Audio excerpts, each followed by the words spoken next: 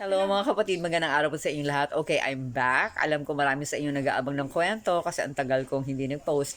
Sa lahat ng mga naka-follow sa Facebook, alam niyo na kung bakit. Diba? I went through radiation.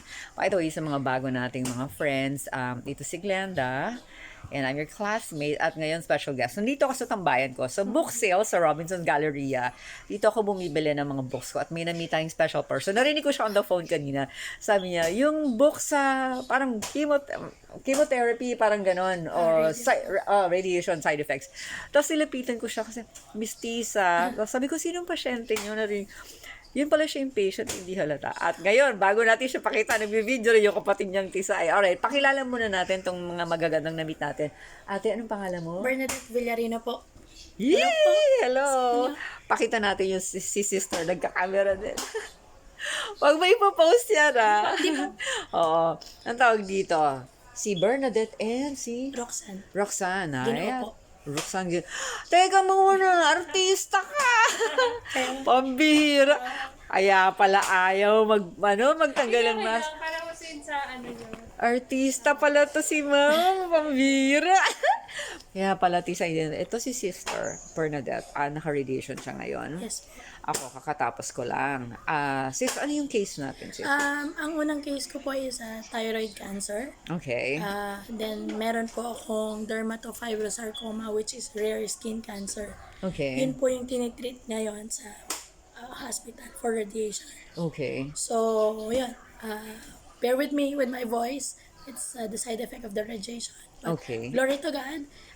Matatapos na po ako sa Monday yung 30 sessions ko po ng radiation. And Alright. still standing strong for sa grace po ng Panginoon. Dito po, malusog at malakas pa rin. Alright. Magandang sumal. Hindi halata, no?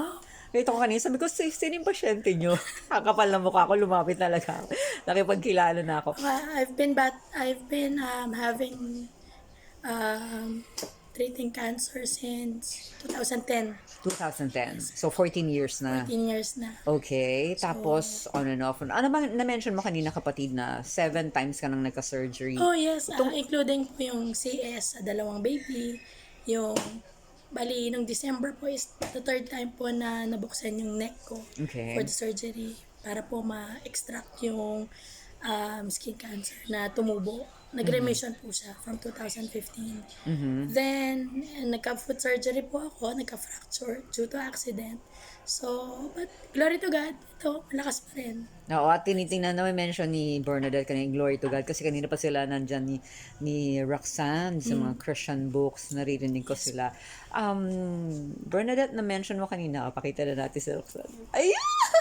May artista tayo masama. Support niyo po yung YouTube ni ma'am kasi maraming matututunan at ano po, may i-share na makakatulong po sa mga cases like this. Uy, salamat, Roxanne. Salamat, sis. Okay, ngayon, si Bernadette, sis, nabanggit mo kanina, sama na natin si Roxanne, nabanggit mo kanina, Bernadette, na sinabihan ka ng doctor before na hindi ka na magkakababy. Yes po. Ano feeling mo nung sinabi yun ng doctor sa'yo? Bilang wanting to be a mother, syempre po, mahirap tanggapin. But because of the word that I got from the Lord, reading the Bible, andun po yung mga kapatiran sa church na nagpe-pray kasi born again Christian po kami. Uy, pareho tayo. Saan kayong church? Sa Dubai po kami. Sa Dubai kayo? Yes, Okay. andun po yung church namin. Ako naman sa taas, sa Victory Ortigas. So, yan po. Doon po yung lumakas yung paniniwala ko na Lord, hindi pwedeng sinabi lang ng doktor yon pero ibang sinabi mo. I know I will have a baby. We will have a baby.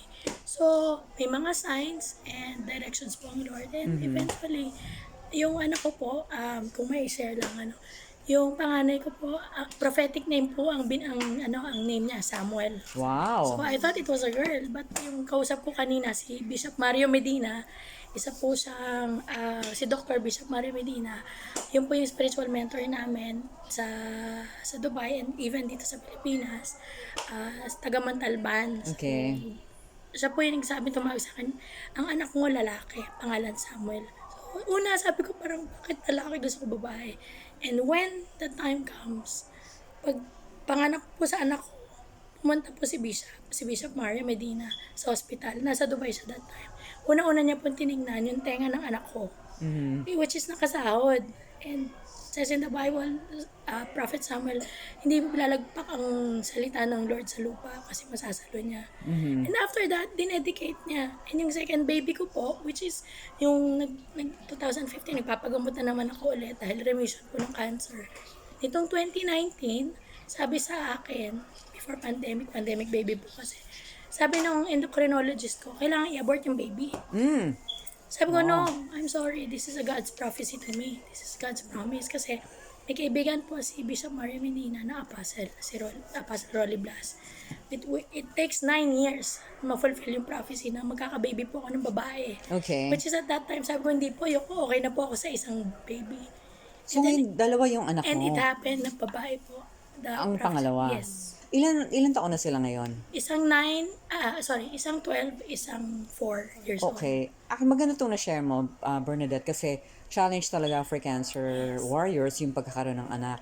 Minsan talagang isa sa mga choices na ipapresent sa kanila, baka kailangan i-terminate yung pregnancy. Yes. So this is very encouraging kasi syempre pinoprotektahan din natin, di ba, yung pasyente. Baka alam mo naman, may pinag-uusapang estrogen level Yes. dyan, di ba? Pero I'm really thanking God for His protection over you. Ngayon meron ka ng dalawang mga Yes. bagets, di ba? I'm so happy for you. And ngayon ongoing yung treatment at ang ganda nyo pareho. Kanina nakamask si Roxanne, tinatanong ko, nagpapacheck up ka rin. Sabi niya, hindi naman. Pero pag ganito talaga, laging check up. Okay? And yun po, like yung pinag-uusapan po natin kanina, it's a mindset. It is in Romans 8 na do not conform to the patterns of this world, but by the renewing of the mind. If you think like Christ-like, yung promises ng Lord sa Bible, then you will have a change of mindset. And yun din po yung inaano ko sa sarili ko, nire-remind ko sa sarili ko. I have a purpose, God has a purpose in my life. And yung mindset, positive mindset na I am healed. I'm declaring and speaking every day, I am healed, I am blessed. Amen. Cancer is not allowed in this body. So, get out. So, Parang yun yung pinapag-pray ko kagabi. Sa kanina. Parang walang authority ang cancer over us. And then, kahit dadaanan natin tong treatment, pero tuloy ang mga plano, tuloy ang mga activities natin. Siyempre, hindi magpapagod, pero hindi siya magiging main event ng buhay natin. yes. Actually, ang my encouragement ko po sa mga dumadaan sa situation, mga cancer situation, pagdadaanan lang natin to. Just believe God and accept Jesus Christ as your personal Lord and Savior. And mag-iiba po ang takbo ng ating buhay. Amen. Yes po yung faith ng ating. Yes. Oo, And testing hindi talaga po yan. naging hindrance sa akin ito na nagra-radiation every day. At the same time po, may nasisiran po tayong ibang tao. So that's the purpose. I don't dwell on the sickness. But tinatanong ko si Lord every day, Lord, anong gagawin mo ngayong araw na to? Eventually, glory to God, may nai-encourage po. May nasisiran po mga tao na akala nila wala po akong sakit. But Sakto pala, no? noon yun. But ngayon, I declared and I released that we are all healed in Jesus' name. Amen. Saka sakto pala, no? Narinig ko. Kasi usually, I mind my own business. Pero when you mentioned cancer, chemotherapy yata, or radiation, napatingin ka agad ako. And naglakas loob na ako na makipag-usap, magtanong. Tapos, sa mga subscribers din natin, again, kung makita nyo si Bernadette somewhere, baka gusto nyo magpa-pray, okay lang ba yun? Wala problema. Yung nakamask na kasama niya, alam nyo na kasi. Alam na this. Support nyo. Kasi nakakatulong po yung channel ni Ma'am. Salamat po. And then ako din sinasabihan ko yung mga subscribers natin na minsan, pag nakikita nyo ako, pwede kayo makipag-usap, pwede kayong lumapit. Kasi minsan daw, ano sila nag-ukas, ang bilis kong maglakad. Minsan bumibili na ko ano-ano.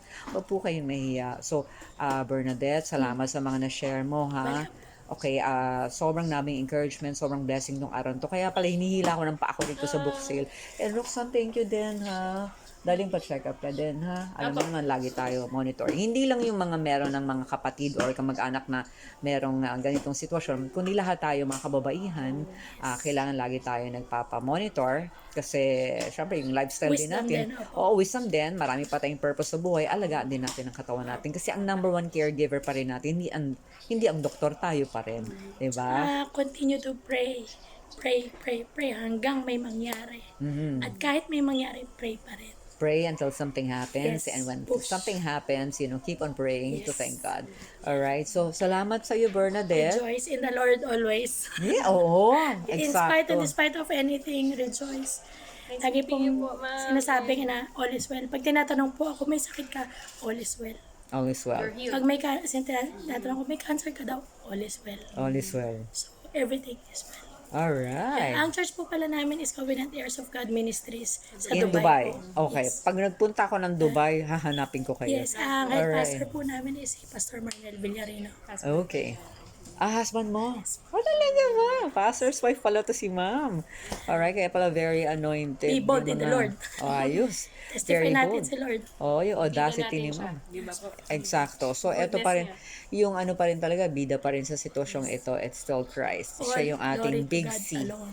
Okay? Siya pa rin yung healer natin. Of course, we will do everything we can to get healed, to get stronger, kakain tayo ng tama, to equip our bodies with the tools it needs para labanan ng mga karamdaman. But it's still God who will crown our efforts with success. Ginagamit And- naman po ng Lord ang doktor din. Exacto, exacto. So, pray for our doctors also. O mga darling, thank you so much ha. Ang ganda naman itong unang video na to. God bless po sa Bye-bye. inyo lahat. God We bless are po all sila. healed. In Jesus' Amen. name. There's Thank- power in His name. Exactly. We are Thank loved you. by Him. Salamat po. Thank you so much. Bye-bye. ma'am. Likewise.